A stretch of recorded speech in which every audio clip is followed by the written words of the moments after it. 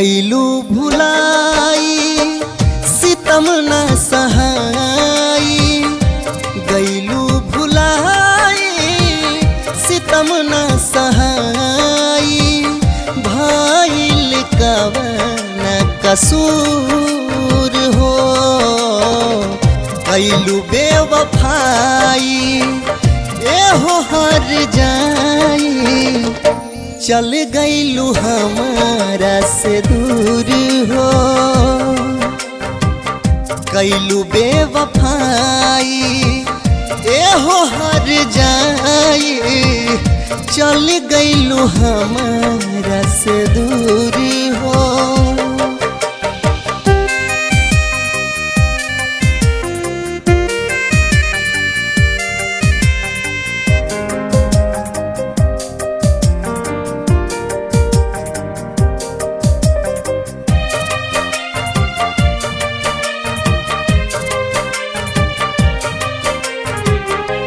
धध के लदहिया जैसे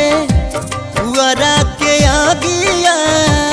बानी बदनसीब मोर खराब बाट भागिया, हो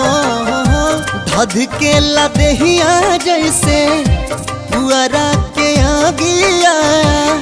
बानी बदनसीब मोर खराब बाट भागिया, पूरा न भइल सोचल सपनावा, पूरा न भइल सोचल सपनावा, कई दिहल चकना चूर हो, गईलू बेवफाई एहो हर जाई, चल गईलू हमारा से दूर हो, गईलू बेवफाई एहो हर जाई, चल गईलू हमारा से दूर हो।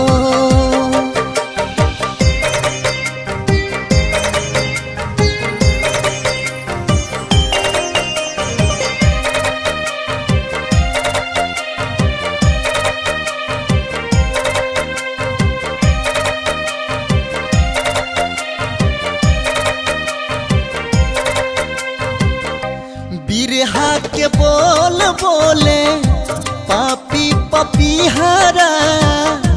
जियारा जुड़ा दा जानू आपके हमर नियारा,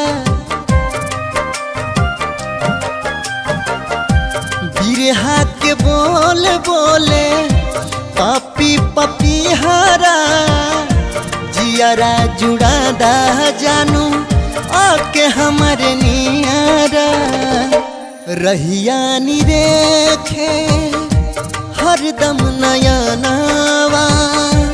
रहिया नी रेखे हरदम नया नवा, मर जाइब खाई के माहूर हो, गईलू बेवफाई एहो हर जाई, चल गईलू हमारा से दूर हो, गईलू बेवफाई एहो हर जाई, चल गईलू हमारा से दूर हो, गईलू भुलाई सितम न सहाई, गईलू भुलाई सितम न सहाई, भाईल कवन कसूर हो, गईलू बेवफाई